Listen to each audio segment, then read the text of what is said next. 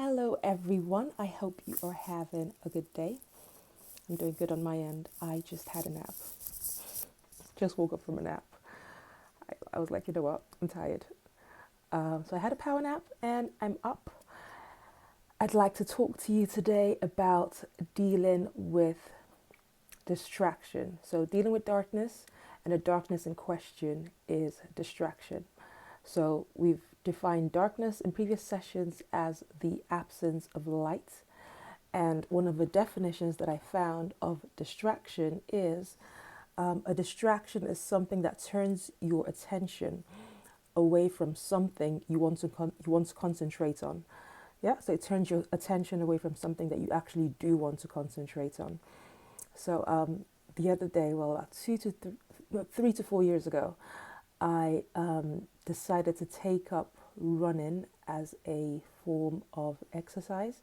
So just put on my sportswear, gym equipment, my gym wear, and I'll just run on the streets, like on the sidewalk. And so that was my way of like staying healthy. However, sometime last year, I I became distracted. I felt like as long as I was running, I could eat whatever I wanted and still stay healthy. So one example of this is like sometime last year we had a church. We had like a party, and there was so much cake. Like the bakers made so much cake that there was lots to take home. So in that one week I had like 6 slices of cake, like different types of cake. Now I enjoyed every bite. I can't tell you I regretted it.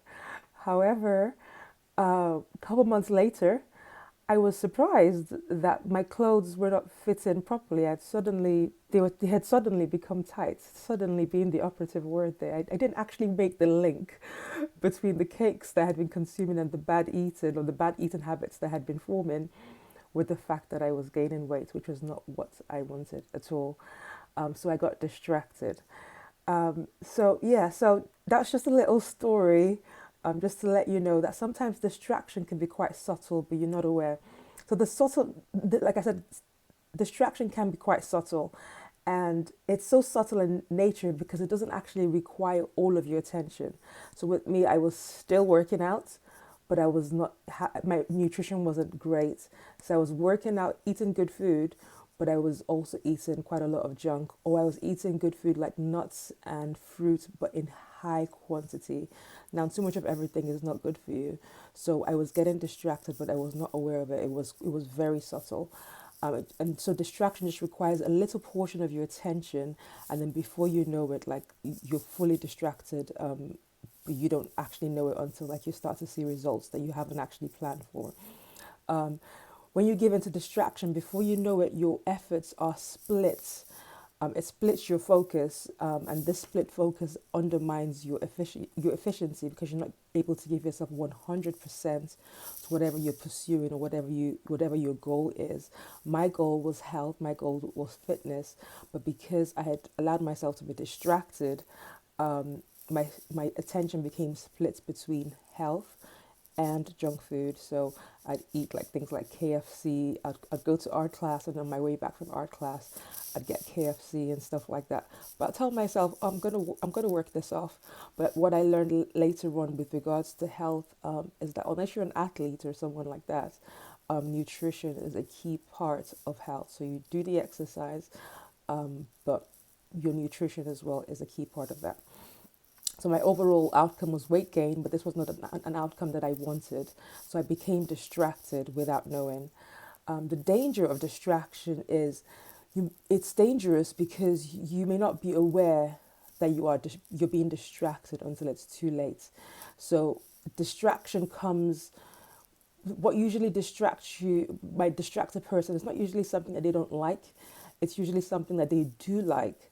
It's something that entertains you. It's something that amuses you. It's something that pleases you. It could be something or someone. So it could be a person, or it could be a thing, or a number of things. So it's usually something that you like or someone that you do like. But then it's dangerous because you don't always know that you're distracted until it's too late. Um, and when you're distracted, it's subtle. because whoever or whatever it is can prevent you from being the very best version of yourself. Distraction often comes in uninvited, so it is adaptable, so you might not be aware that you're being distracted, so it will actually adapt itself to your way of life. It will adapt itself to your schedule. It's very adaptable, so it's subtle in nature, and because it's adaptable, it's not always easy to identify, like, look, I'm actually being distracted, I'm going off track here. This thing is, or whatever, this person or this thing is taking me off track. So it is quite adaptable. So sometimes it can be quite tricky to identify when you are being distracted. So how do you deal with distraction? Number one tip is have a clear picture in your mind of what the vision for your life is. An ancient text says, write the vision and make it plain. So write it down. Be very clear as to where you're going, where you're going, what your goal is, and write down the necessary steps as well that it will take you to actually get or attain that goal. So once you've written it down, then the next step is then to break your goal into steps, so into smaller steps, into manageable steps, so you know what you're supposed to be doing. Maybe you're supposed to be writing a business plan, maybe you're supposed to be speaking with bank managers, maybe you're supposed to be reading up books in the area that you're looking to go into. Maybe you're supposed to be engaging in personal development.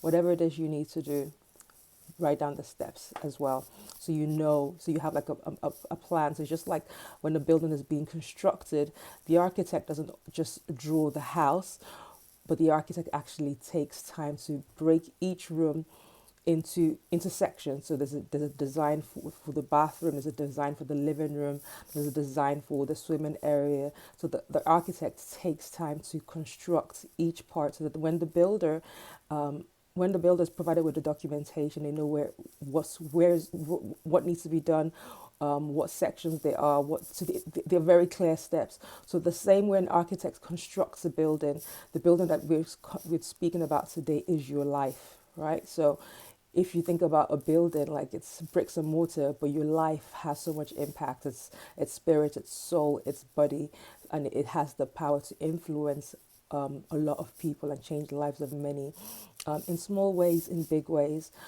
So it's important that you have a plan for your life, just like an architect would have a plan for a building. So once you've done that, written it down, when something or someone is introduced into your life, in order to know whether you're being distracted, it is important that you analyze that person or thing. You analyze them in view of the vision that you have for your life. Assess whether they're making you better or whether they are making you worse. Are they bringing out the worst in you? So if you're a person who was maybe naturally abrasive, when you're around this person, does this person make you even more abrasive? Or does this person make you more gentle? Do they make you kinder? Do they have values that you admire and you aspire to? So do they pull out the best in you, or do they pull out the worst in you? How are they using your time? How are they impacting your time? And how does that line up with the vision that you have for your life? So you assess, if it's a person, assess it in line with the vision that you have for your life. If it's a thing, assess if it's in line with the vision that you have for your life. So maybe it might be it might be a good thing, because like distractions, like I said, are not always bad things.